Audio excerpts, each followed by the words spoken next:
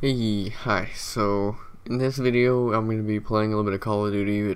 This is already video is pre-recorded, so I'm pretty much just doing commentary over it.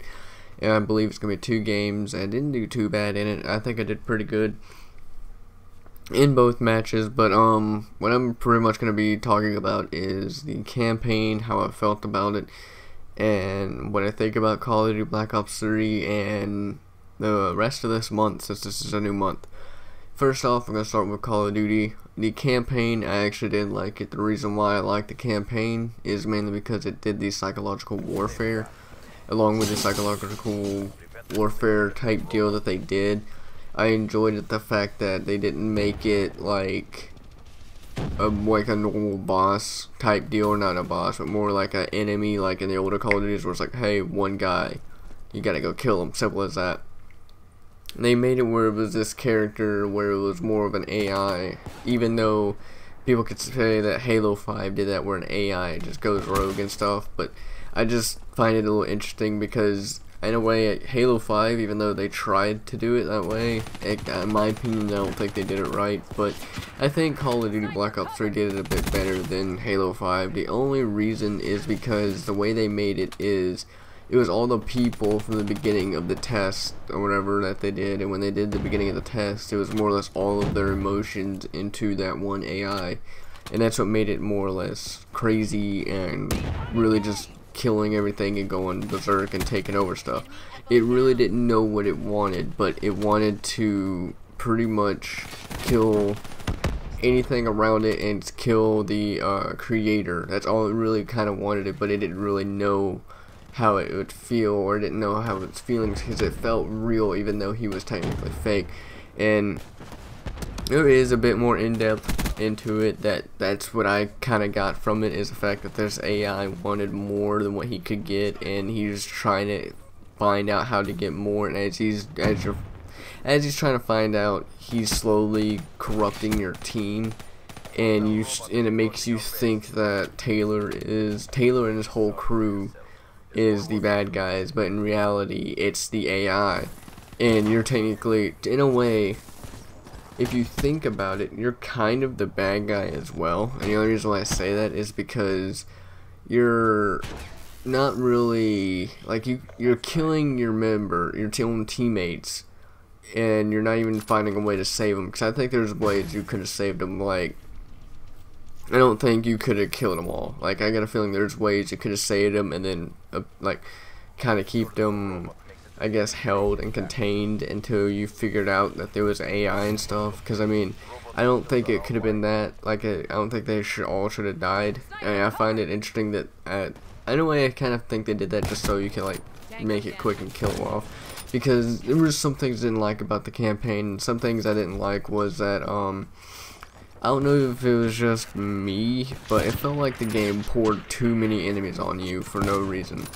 Like, realistically speaking, I understand it's supposed to be futuristic, so I can understand maybe if there was a type of deal, if this was like, even though it's probably not, but let's say this is like a real life situation and this type of stuff is like now.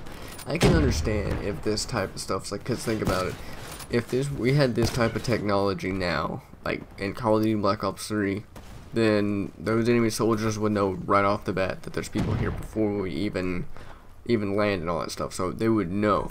And I can kind of understand if they had a lot of forces and stuff, but the thing is though, in this situation, there's parts in the game where it didn't need that many enemies. It's like, in a way, Gears of War 4. Whenever I was playing Gears of War 4, I don't know if you noticed, but I didn't really talk a lot, mainly because I was trying to kill all the enemies, get it done. And to me, some parts in Gears of War 4, it felt the same as Black Ops 3. There's enemies in the game that didn't feel needed. Like, there's too many enemies in a specific spot that didn't feel needed. And then they just filled the gaps. Like, they wanted, in a way, they made the game feel, like, in reality, the game is supposed to, like, when I looked up a video, or not a video, but I looked up online about how long would the game take to beat, and for you to complete everything, I believe it said something like 100 hours or so. But the only thing is, though, I think it would take more, just because, one, you gotta find all the collectibles. Two, if you beat it on the hardest difficulty, that's already a lot of hours right there. Three, it, like I said, it bombards you with enemies. So think about it. If you're trying to get all the collectibles in the hardest difficulty, that's already going to be time consuming, because either one, you're going to look up the videos and try to find them, or two, you're going to try to find them on yourself, which that will take longer than looking at a video, but they should take just about as long. Not only that, if you're playing on realistic, as you already seen in part 1, you die in one hit, so you're pretty much playing the cover simulator. But the only thing is, I don't think Call of Duty is that good for a game when it's like cover to cover. And the only reason why I say Call of Duty is not that good for cover to cover is because whenever I think of Call of Duty, I think of an arcade shooter game, because Black Ops 3 multiplayer, I mean, it's kind of hard for me to take serious, to be honest. I really can't take it that serious if you're jumping around, shooting stuff, and all that. But I will give them credit where it's due. They were trying something new, even though people hated it. They were trying something new, because think about it. Even though I'm like instantly switching the subject, but I'm gonna go back to the campaign a bit more. But think about it. People were complaining in the past Call of Duty is that it was the same. They wanted something different. Well, Advanced Warfare was going to be the jump onto something different. People didn't like it, even though I didn't like it. I really didn't pay attention to the story.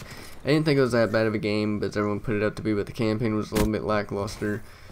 And then came out Black Ops 3, which is technically the better version of Advanced Warfare in my opinion, and people still didn't like it. And even though this game had a lot of controversy, Black Ops 3 had a lot of controversy with the I think the microtransactions and stuff, because I know a lot of YouTubers were talking about how bad it was and all that, and then people didn't really like it, so it really kind of, I guess, hit it, because the game made more money off the microtransactions than it did the game itself, I guess you could say.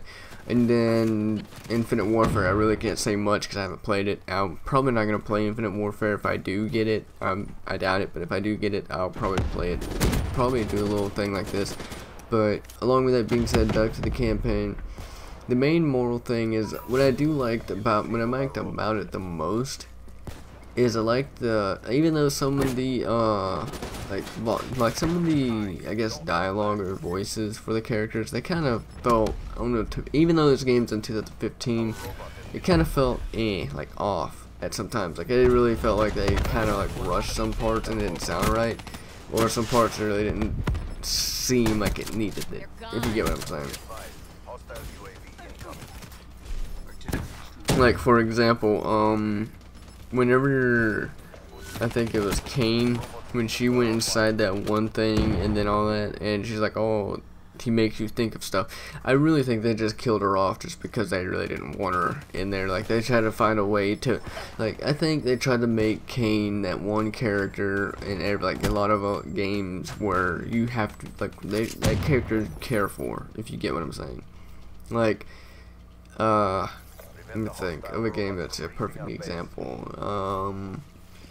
I guess you could say possibly BioShock, even though it's totally like a way different game compared to this.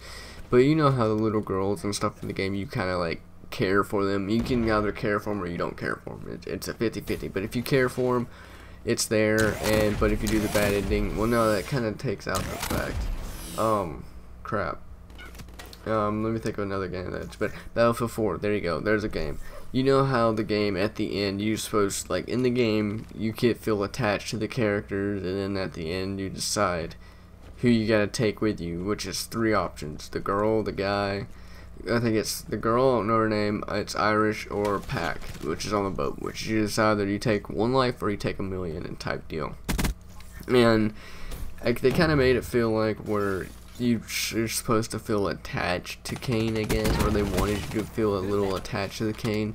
But to me, it really, like, I really didn't feel that attached, just because of the fact that you really didn't get to see her that much, and when you got to see her, it was like in small little video, like little cutscenes, like her doing whatever she's doing. Like, I didn't really find it that funny, or not funny, I didn't really find it that serious, which they try to make her like care for you and stuff, because it's kind of weird, I guess you could say, that they try to make you care for you. And the only reason I say that is because you really don't hear from Kane that much. What I mean by that is, yes, you do hear her on the intercom almost every time, but there's really no way to make you feel attached because you just hear on the intercom she's telling you what to do and all that. That's really it. I mean, you see her when she saves you when you're like drowning and stuff, and I know that's supposed to make kind of tie-in stuff, but in all honesty, Kain was just a really, like, I guess to me, a pointless character. Like, she really wasn't a point in the game. Even like Hendrix says she should have died, she should have not been there. I would kind of agree because she, I don't know, to me she just didn't seem a point in the game. Like, if she would have died a lot sooner, I don't really think anyone would care. Honestly, I don't think many people even like remember her that much. Probably her death more than just her herself, because I think her death is a bit brutal. But I honestly don't think she should have died that way. I think she could have died in multiple other ways. I think that was just a quick, easy way. Like, hey, like they're more or less saying, hey, we brought back Nova 6 from like Black Ops, and we're gonna show you what it actually does, and boom, it does that. And hey, don't do that and stuff. Like, I don't really think the older Call of Duties tie in with this one. If it does, then I'm sorry if it said it didn't. But honestly, I don't really think it does. But because it just feels like a huge time gap between each other, because think about it, Black Ops 1 was in the Cold War, Black Ops 2 was kind of like in the futuristic, kind of in the past as well, and Black Ops 3, my bad, Black Ops 3 was more futuristic and it kind of took place in World War II, but I really don't say it did, because it was more or less a simulation type deal, even though you could die in it. But that's all I really gotta say. I mean, I did like the campaign. It was a 50-50 for me, I guess you could say. I mean, not everyone enjoyed this game, but many people did like it. But I will say the campaign is one of the better Black Ops 3 it was one of the better Black Ops campaigns than everyone said it would be. I think personally Black Ops 1 and Black Ops 2 campaigns the better, or no, more or less Black Ops 1 campaign is the best. And if you were to rank them, I'd probably say kind of like in a chronological order, Black Ops 1, 2, then 3. And the only reason why I say that is because Black Ops 1 kind of does a psychological warfare type deal. I mean, you're in a war but it does the psychological stuff. Then Black Ops 2, because it gives you multiple endings and it's like kind of like changing and stuff. And then Black Ops 3, because I don't know, that's just the best way I can, in my opinion, best way to do it. But that's pretty much all I gotta say for the campaign. Now moving on to the multiplayer. And I can understand where not a lot of people like the multiplayer, because there's so many guns got nerfed and stuff. I was late to this game with the multiplayer and all that, but the I can see where some games got nerfed. For some reason, you might end up seeing it where I'll shoot someone, but apparently it won't hit him or do a hit marker, even though I'm clearly shooting at him. And it has happened to me a lot, and that's what really bothers me with this game, and that's why I probably don't play it as much as like other games, and I probably won't be playing this game as much either. I'll probably just play this multiplayer game up showing you, and that's it. But I will say this is not one of my favorite Call of Duty multiplayers. I do enjoy Safeguard. This is one of my favorite game types. So if you see me randomly on Safeguard, well, you know where I'm at. But another thing I can say is the campaign is better. The multiplayer is not that great. I guess it's a 50-50. Infinite Warfare might be better, I don't know, but I guess it's just an to me. Like, this game's just an But another thing being said, this is going on with the rest of this month and this week. The rest of this week I'm probably gonna be chilling with Halo 5, like I did when I was before I started Black Ops 3, so I can get everything ready for Dark Souls. Once I get everything ready for Dark Souls, I'll go ahead and upload all those, and I'll probably do a couple playthroughs in the midst of Dark Souls, or when I beat Dark Souls, I'll start them up. And that's all I really got to say, pretty much, but I do know I got 2 first impressions I'm going to be making. One is going to be this Marvel game that's on Xbox. I don't remember the name of it, but it's a Marvel game. And the other one's DC Universe Online. I'm going to try those 2 out just because of the fact that I've been watching a lot of Injustice 2 Pro Leagues, I've been reading the comics and playing the game kind of like off recording from time to time. So I figured, hey, why not give them a try, because I'm into the superhero type stuff now. I mean, I'm not major into it, but I'm kind of getting into it. But that's all I really got now, and that's all I really got to say. But the last thing I gotta say is, I guess this is more life pertaining. if you guys, I kind of hope you guys enjoy, like, are okay with the 5 o'clock in the morning type stuff, because it's really helping me out, because of the fact that I've been having to go to work a lot earlier, because my schedule's been really busy lately. So I go to work really early in the morning, sometimes in the afternoons.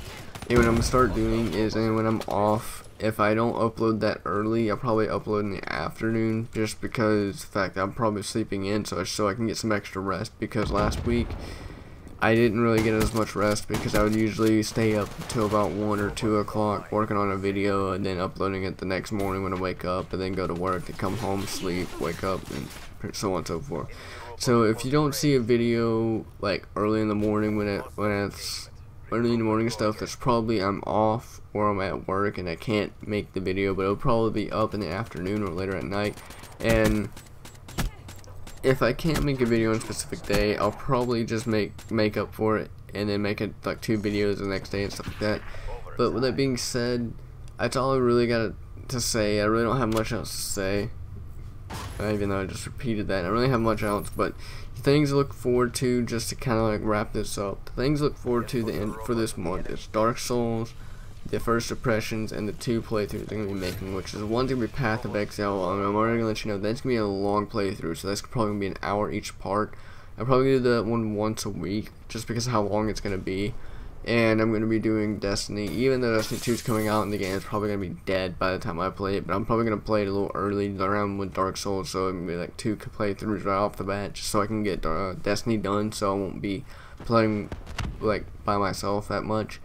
And yeah, that's pretty much all I got. So in other words, I hope you kind of enjoyed this little pre-recorded gameplay of me doing, to be okay at the game. I mean, I don't think I'm good at Call of Duty. I don't think I'm good at any games. I just think I'm average. I think I'm average at games, but if I tried, I think I'd probably be good. And I think if I like push myself to even try harder and stuff like that at games, I think I could be a really good player at some of these games, but I really don't want to push myself, just because of the fact that I really don't want to, like, I don't know, I just don't feel like trying that hard at times. But long as that being said, it's being just rambling, I'm just gonna go ahead and end it here. And yeah, I hope you enjoyed the video. I'll have more up tomorrow, probably Halo, and I'll probably have some stuff to talk about that tomorrow. But yeah, I'll see you guys later.